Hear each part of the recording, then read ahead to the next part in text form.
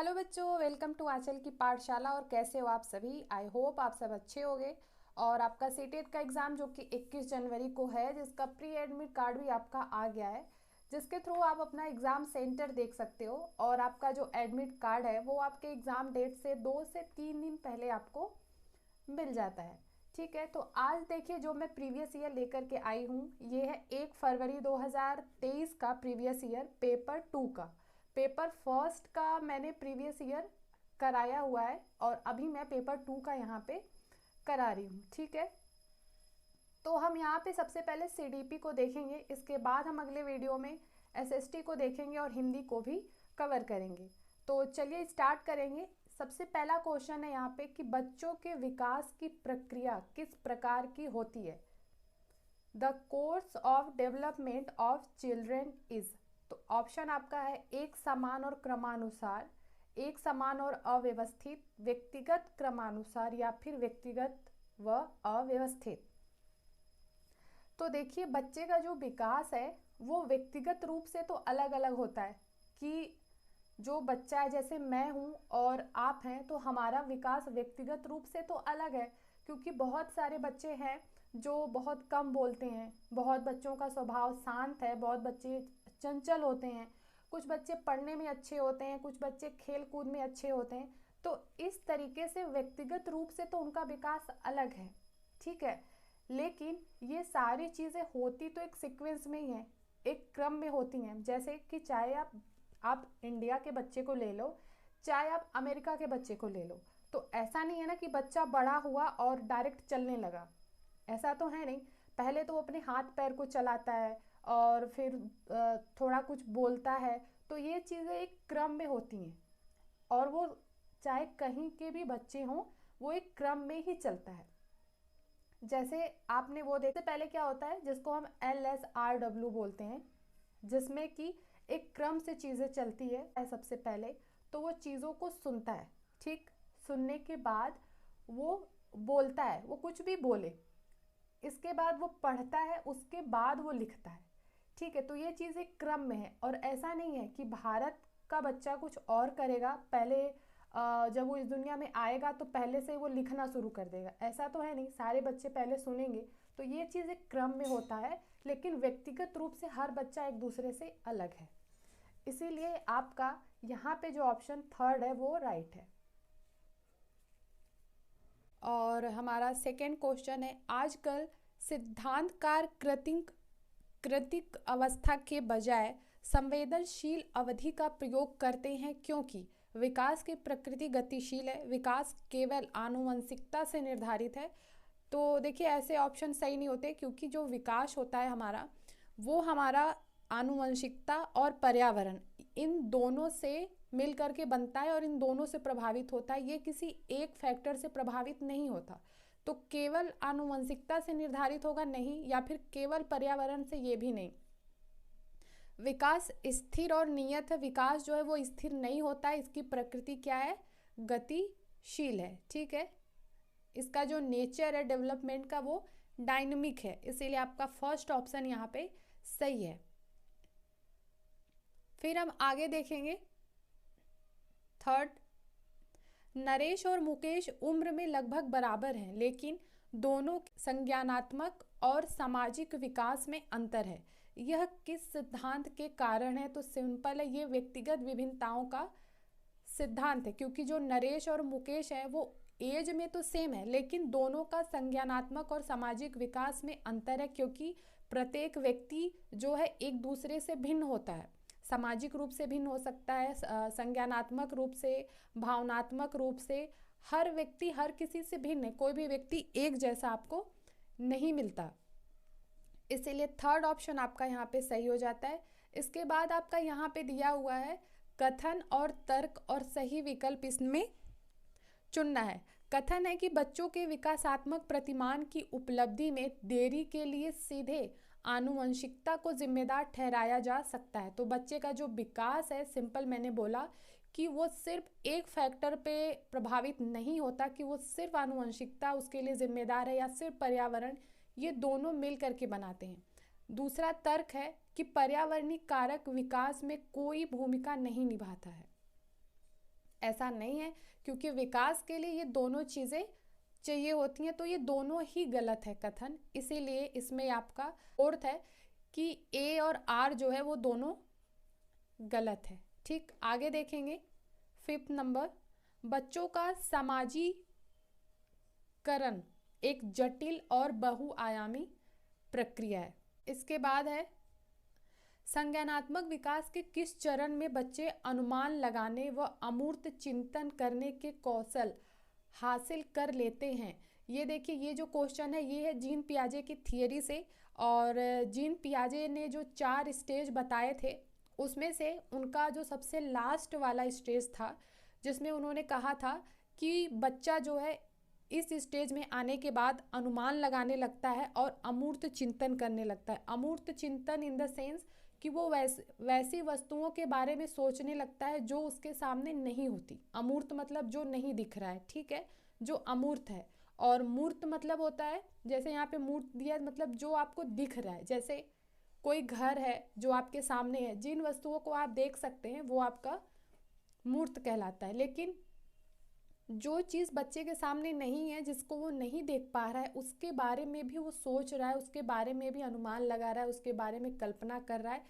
तो ये किस चरण में आ जाता है? तो इनका सबसे जो लास्ट स्टेज है वो है आपका औपचारिक संक्रियात्मक अवस्था, और इसी को हम अमूर्त संक्रियात्मक अवस्था भी कहते हैं, जिसमें बच्चा जो है अनुमान और अमूर्त चिंतन करने लगता है।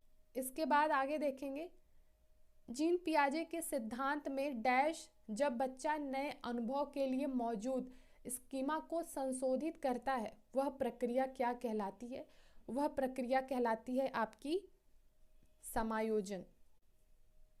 इसके बाद आगे देखेंगे, जीन पियाजे के अनुसार आत्म केंद्रीयता के क्या मायने हैं? किसी स्थिति के एक से ज़्यादा आयाम पर विचार करने की क्षमता, सोच प्रक्रिया को मानसिक संरचनाओं के आधार पर संगठित करना, मौजूदा स्कीम का उपयोग करते हुए संसार की समझ बनाना, या फिर दूसरों के अनुभवों व सांसारिक दृष्टिकोण को अपनी दृष्टि से देखने की प्रवृत्ति।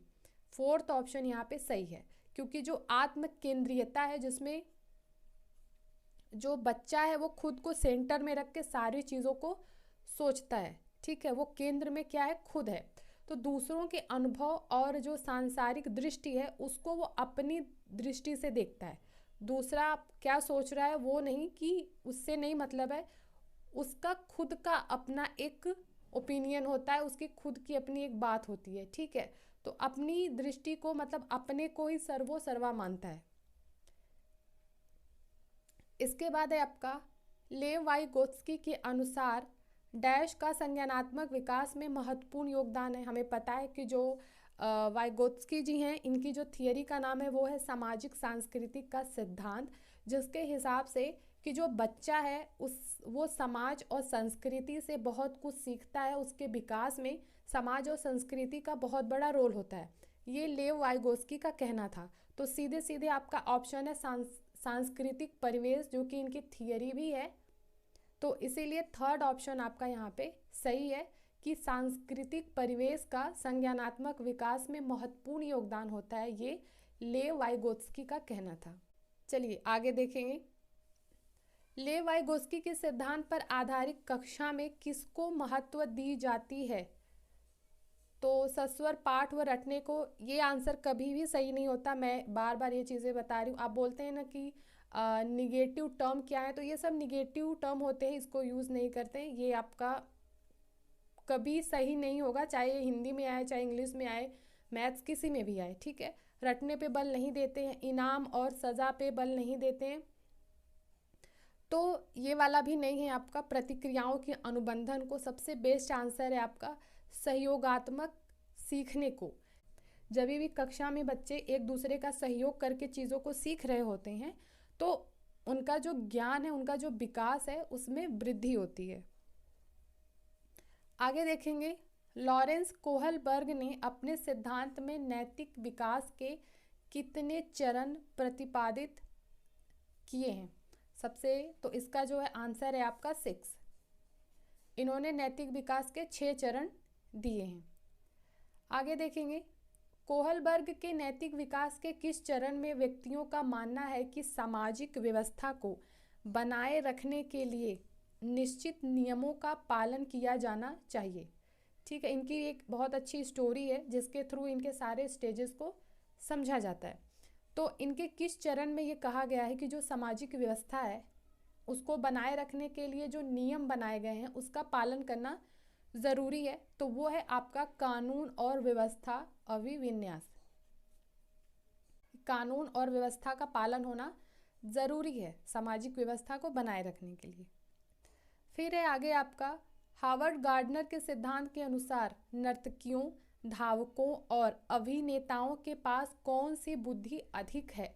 तो देखिए जो गार्डनर हैं इन्होंने बहुबुद्धि का सिद्धांत दिया था और इन्होंने कहा था कि जो बुद्धि होती है वो 8 प्रकार की होती है और हर व्यक्ति में अलग अलग तरीके की बुद्धि होती है। जैसे कुछ लोगों में बुद्धि जो होती है वो तार्किक होती है, मतलब तर्क करने की क्षमता उनके अंदर ज़्यादा होती है।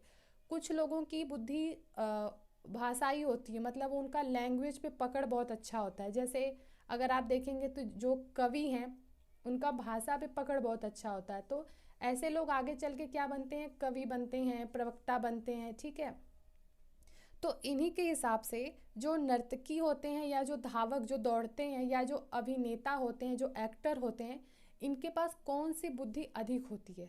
तो इनके पास जो बुद्धि अधिक होती है वो है आपका शारीरिक गतिक संवेदनात्मक बुद्धि। क्यों, फिर देखेंगे सह सह शिक्षा कक्षा में लड़कों के लिए एक शिक्षक की टिप्पणी है कि पुरुष बनो और लड़कियों की तरह व्यवहार मत करो। किसको बढ़ावा देती है, सिंपल है, ये जेंडर रूढ़िवादिता को।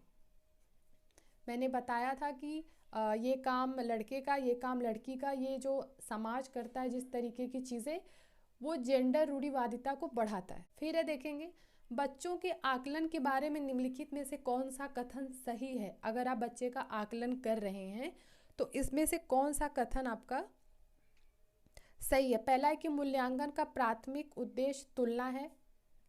ये आंसर कभी सही नहीं होता क्योंकि हमें बच्चों का तुलना नहीं करना होता कि ये बच्चा अच्छा है, ये बच्चा नहीं अच्छा है। ठीक है, ये चीज़ें नहीं करनी होती। दूसरा है आकलन का प्राथमिक उद्देश्य चिंता और भय है। आप उनका आकलन कर रहे हैं या हॉरर मूवी दिखा रहे हैं उनको। सेकेंड वाला ऑप्शन भी गलत है।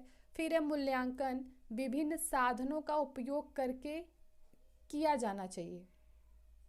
ठीक है, मूल्यांकन में बच्चों द्वारा स्वयं मूल्यांकन शामिल नहीं होना चाहिए। ये तो गलत हो गया कि मतलब आप ही करेंगे जो करेंगे, उसमें बच्चे का कोई रोल नहीं होगा। इसीलिए आपका थर्ड ऑप्शन यहाँ पे सही है।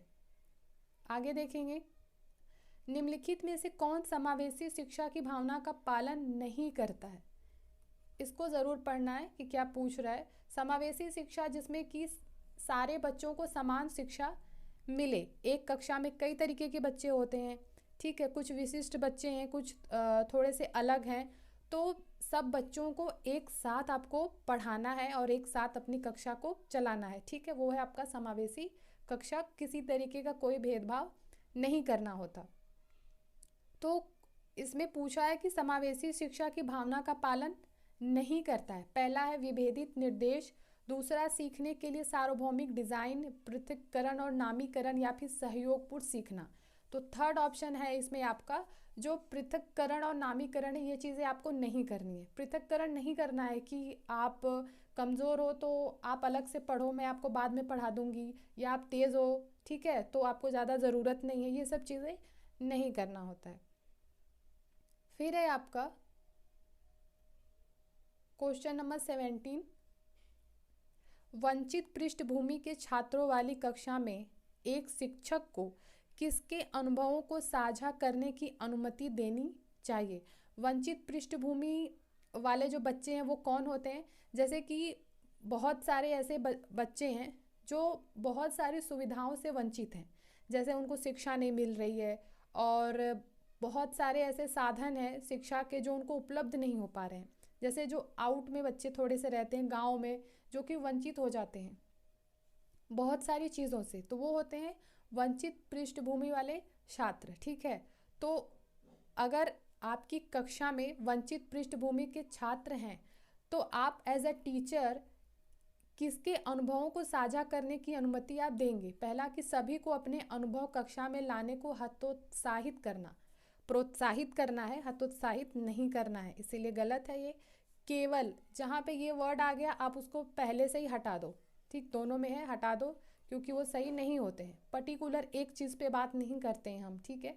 तो आपका बचता है लास्ट, अपने स्वयं के अनुभव साझा करके सभी बच्चों को अपने अनुभव साझा करने के लिए प्रोत्साहित करना। आपको जहाँ पे ऐसे वर्ड दे दें कि हतोत्साहित करना है और भय पैदा करना है, केवल वर्ड दे दे, तो ये सब, ये फिर आपको पढ़ने की भी ज़रूरत नहीं है, आप उनको सीधे सीधे से हटा दो, क्योंकि यहाँ पे हम संपूर्ण बात करते हैं, ऐसा आंसर सेलेक्ट करते हैं जिसमें सारी चीज़ें इंक्लूड हो जाती हैं। फिर है आपका शारीरिक गतिक विकलांगता से जूझते छात्र को समायोजित करने के लिए स्कूलों को पहुंच और बाधा मुक्त वातावरण की सुविधा प्रदान करनी चाहिए, जिससे निम्नलिखित प्रावधान शामिल हो।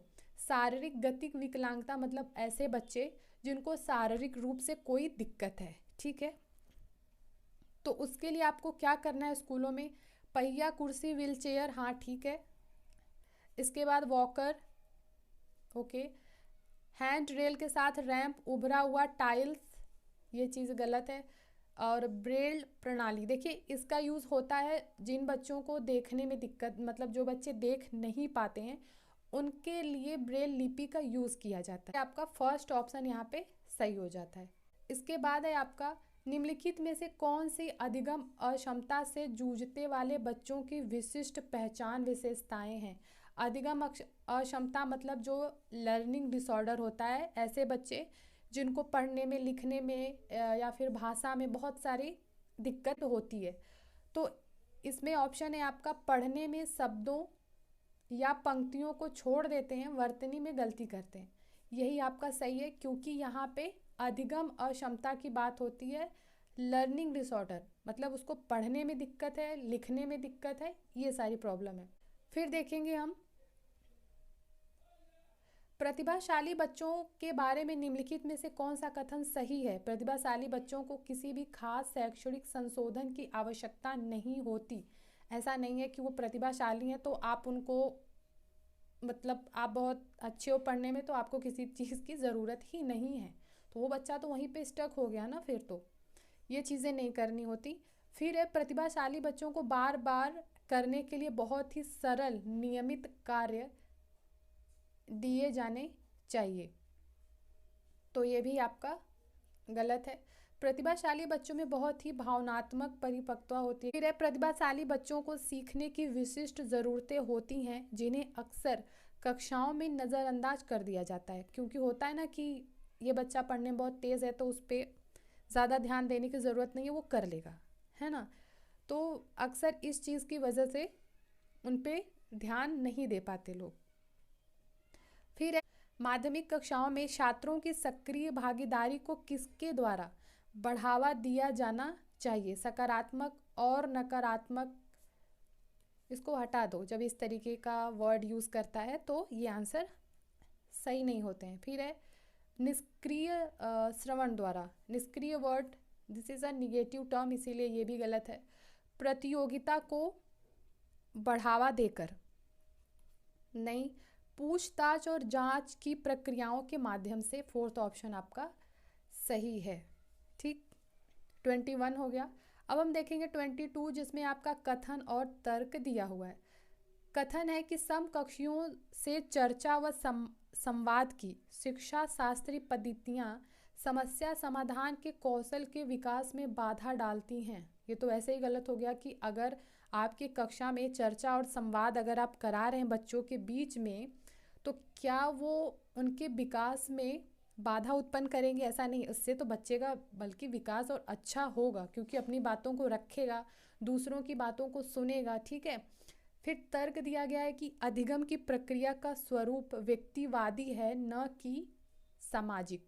तो इसमें देखिए ये दोनों ही गलत है, ए और आर, ये दोनों ही गलत है। फिर हम देखेंगे 23, एक शिक्षक को अपने विद्यार्थियों को किस प्रकार के लक्ष्य निर्धारित के लिए प्रोत्साहित करना चाहिए? महारत उन्मुख, देखिए एक चीज़ मैं आपको बता दूं, जैसे आपको जो आंसर पता है कि ये राइट है तो उस वो तो आप कर लेंगे, लेकिन जिस आंसर में आपको कन्फ्यूज़न होता है तो उसके लिए आप क्या कर सकते हैं कि आप जो आंसर सही नहीं है उसका पता लगा सकते हैं। जैसे अगर सिंपल इसको मैं देखूं तो असफलता से बचने के लिए सब निगेटिव टर्म होते हैं, तो ये दो ऑप्शन जैसे मैंने हटा दिया, ठीक।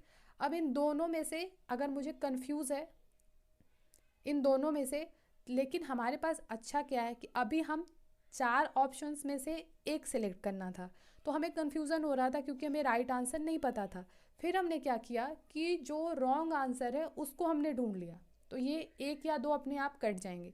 अब आपको जो चार में से आप एक सिलेक्ट कर रहे थे, अभी आपको दो में से एक सिलेक्ट करना है, और इसमें जो सबसे बेहतर आपको लगे कि ये ज़्यादा अच्छा है बच्चों के लिए, तो वो आंसर आपका सही हो जाता है, ठीक। आप इस तरीके से पेडागोजी को सॉल्व करिए कि आप उसको फील कर रहे हो, ठीक। आगे देखेंगे, एक व्यक्ति की धारणाएं उसके सीखने पर एक महत्वपूर्ण प्रभाव डालती है। निम्नलिखित में से कौन सी धारणा सीखने पर एक सकारात्मक प्रभाव डालेगी? मुझ में जन्मजात कोई दक्षताएं मौजूद नहीं है। अगर किसी बच्चे के मन में ये धारणा बन गई है कि वो जन्म से ही उसके अंदर कोई अच्छी क्षमता नहीं है, वो लाइफ में कुछ कर नहीं सकता, तो उसके ऊपर सकारात्मक प्रभाव नहीं पड़ेगा, बल्कि वो उसके ऊपर नकारात्मक प्रभाव भी इसका पड़ेगा। और इसकी शुरुआत बेसिकली अगर आप देखेंगे तो ये फैमिली से ही होती है, इसके बाद वो समाज को फेस करता है। कि आप जैसे एग्जाम्पल के लिए, अगर आपको डॉक्टर बनना है, तो अगर आप सोच रहे हैं और आपको किसी ने बोल दिया कि आपके बस की बात नहीं है, आप ऐसे नहीं कर सकते हो, और ऐसे लोग थोड़ी डॉक्टर बन जाते हैं, तो वो क्या होता है कि उसके अंदर अब वो ये चीज़ें आ गई कि वो ये चीज़ नहीं कर सकता, ठीक। तो ये क्या है, आगे चल कर के इस बच्चे में नकारात्मक प्रभाव इसका पड़ेगा। इसीलिए अगर मन में ये धारणा है कि मैं ये चीज़ें नहीं कर सकता हूँ क्योंकि जन्मजात ही मेरे अंदर इस तरीके की चीज़ें नहीं है, ऐसी क्षमताएं मौजूद नहीं है, तो वो बच्चे पे बहुत ही निगेटिव उसका इफेक्ट डालेगा। फिर है, शिक्षक हमेशा कठिन प्रश्न पत्र बनाते हैं, ये सब निगेटिव है। अच्छे या बुरे अंक लाना अपने प्रयास पर निर्भर करता है, ठीक, ये सही बात है। फिर है, भूगोल शास्त्र में मेरे कभी भी अच्छे अंक नहीं आए और मेरे प्रयास करने पर भी इससे अच्छे अंक नहीं आ पाएंगे, मतलब उसने दिमाग में ये चीज़ें बना ली है कि मैं चाहे जितना मेहनत कर लूँ मैं अच्छा नहीं कर सकता, ठीक है। लेकिन थर्ड ऑप्शन आपका है कि गेटिंग गुड और bad marks depend on your efforts. अच्छा और बुरा अंक जो है वो डिपेंड करता है कि आप कितना इफ़र्ट लगा रहे हो। अगर आप बहुत मेहनत कर रहे हो तो अच्छा आएगा, मेहनत नहीं कर रहे हो तो अच्छा नहीं आएगा। तो ये एक सकारात्मक प्रभाव है, क्योंकि वो तब अपना 100% उस पर देगा, है ना, वो अपना इफ़र्ट्स उसमें लगाएगा। फिर देखेंगे हम संरचनावाद का सिद्धांत। सीखने में अधिगमकर्ता की भूमिका को महत्वपूर्ण मानता है, जिससे वह संसार के बारे में खुद की समझ बनाते हैं। सही है। जानकारी के स्मरण व उसके प्रत्यास्मरण की परीक्षा पर जोर देना, ये देखिए फिर से ये निगेटिव चीज़, परीक्षा पर जोर देना, रट्टा लगाना, केवल, हतोत्साहित, ये सब चीज़ें, ये निष्क्रिय, ये सब निगेटिव टर्म है। शिक्षिका की प्रभुत्व भूमिका पर जोर देना, ये सब चीज़ें, तो इसीलिए कि फर्स्ट ऑप्शन आपका यहाँ पे सही है। फिर है 26, बच्चे निम्न में से किस आधार पर अगले ज्ञान का निर्माण करते हैं? सिंपल है, बच्चा अपने पूर्व ज्ञान के आधार पर नए ज्ञान का निर्माण करता है। तो जो वह पहले से समझता है, जो वो पूर्व ज्ञान है जो उसका, उसके आधार पर वो अगले ज्ञान का अपना निर्माण करेगा। फिर है आपका 27, संज्ञान और संवेगों के बारे में कौन सा कथन सही है? संवेग जो है आपके इमोशंस है, ठीक। संज्ञान जो आप बुद्धि विवेक से जो चीज़ें करते हैं वो आपका संज्ञान है। तो इसके बारे में कथन क्या है कि संज्ञान और संवेग की जो प्रक्रिया है वो एक दूसरे से स्वतंत्र है, एक दूसरे से स्वतंत्र नहीं है, बल्कि एक दूसरे से मिली हुई है, ठीक है। दूसरा है, संज्ञान व संवेग एक दूसरे से गुथे हुए हैं और एक दूसरे को प्रभावित करते हैं, ये आपका सही है। संज्ञान संवेग पर प्रभाव डालता है परंतु संवेग का संज्ञान पर कोई प्रभाव नहीं पड़ता। संवेग संज्ञान पर प्रभाव डालते हैं, सेम चीज़ को यहाँ पे थोड़ा सा चेंज करके लिख दिया। तो देखिए जो संज्ञान और संवेग है ये एक दूसरे से बंधे हैं और एक दूसरे को ये प्रभावित करते हैं। कैसे? संज्ञान क्या है कि अगर आप कोई चीज़ सोच रहे हैं, आपके दिमाग में कुछ चल रहा है, आप टेंशन में हैं, आपको कोई परेशानी है, तो वो आपके इमोशंस में दिख जाएगा, आपके व्यवहार में वो चीज़ें दिख जाएंगी। जैसे आपके मन में कोई बात है जिससे आप परेशान हैं, तो आप थोड़ा उदास रहेंगे, आपका मन नहीं लगेगा, है ना, तो आपके इमोशंस में आ गया। लेकिन दिमाग अगर रिलैक्स है, बहुत खुश हैं आप किसी चीज़ से, तो वो आपके इमोशंस में भी दिखेगा, आप खुश रहेंगे। ठीक, तो संज्ञान ने संवेग को प्रभावित किया। संवेग संज्ञान को प्रभावित करता है। जो आपका इमोशंस है, जैसे आप बहुत खुश हैं तो आपका दिमाग बहुत रिलैक्स रहेगा, आप दुखी हैं तो आपका दिमाग भी दुखी रहेगा, हो सकता है आपको हेडेक होने लगे तब। तो इस तरीके से ये दोनों चीज़ें एक दूसरे से रिलेट हैं और एक दूसरे को इफ़ेक्ट करती। फिर हम देखेंगे 28, किन शैक्षिक प्रणालियों द्वारा छात्रों में सार्थक अधिगम को प्रोत्साहित नहीं किया जा सकता? अन्वेषण और प्रयोग को, अधिसंज्ञानात्मक कौशलों का विकास, चर्चा और बहस, या फिर निष्क्रिय सुनने का कौशल। तो ये है आपका 4th, क्योंकि इसने पूछा है कि प्रोत्साहित नहीं किया जा सकता, और ये तीनों चीज़ें किसी भी बच्चे के सार्थक अधिगम में प्रोत्साहित करती हैं, जबकि 4th ऑप्शन क्या है, ये प्रोत्साहित नहीं करता, क्योंकि ये निगेटिव टर्म है। अगर यहाँ पे नहीं वाला वर्ड हटा देता तो ये तीनों सही हो जाते और ये गलत हो जाता, लेकिन यहाँ पे नहीं लगा दिया, इसीलिए ये सही है और ये तीनों गलत हो गए। ठीक, फिर है आपका 29, विद्यार्थियों द्वारा निर्मित भ्रांतियों को निपटने के लिए रचनात्मक दृष्टिकोण क्या सुझाव देता है? जो भ्रांतियाँ हैं बच्चों के मन में, उसको हटाने के लिए, निपटने के लिए रचनात्मक दृष्टिकोण क्या सुझाव देता है? उन्हें अनदेखा कर देना चाहिए। अगर आप उन्हें अनदेखा कर देंगे तो उनकी भ्रांतियाँ तो बनी रहेंगी, वो तो ख़त्म नहीं होंगी, इसीलिए गलत हो गया। उन्हें निष्क्रिय, ये नेगेटिव टर्म अपने आप गलत हो गया। विद्यार्थियों को सज़ा देनी चाहिए, ये भी गलत हो गया। भ्रांतियों के प्रत्युत्तर हेतु चर्चा को मौके मुहैया कराना चाहिए। ठीक, जब बच्चे चर्चा करेंगे तो ही उनकी भ्रांतियाँ जो हैं वो हटेंगी। फिर आपका है सबसे लास्ट में, स्कूलों को माता पिता को किसी भी तरह से उनके बच्चों की शिक्षा में शामिल नहीं करना चाहिए, ये कथन है, ये गलत है। दूसरा है, समुदाय के साथ संपर्क स्थापित करने से विद्यार्थियों के अर्थपूर्ण अधिगम में बाधा उत्पन्न होती है, तो ये भी आपका गलत हो गया। इसीलिए 4th ऑप्शन ए और आर दोनों गलत है। तो ये आपका CDP जो है ये यहाँ पे कंप्लीट हो जाता है। इसके बाद हम SST करेंगे नेक्स्ट वीडियो में। आई होप अच्छा लगा होगा आपको। तो किसी भी तरीके की दिक्कत है तो आप कमेंट करके मुझे बता सकते हैं, और जाने से पहले लाइक शेयर सब्सक्राइब ज़रूर कर दें। तो मिलते हैं हम नेक्स्ट वीडियो में, तब तक के लिए आप अपना ख्याल रखें।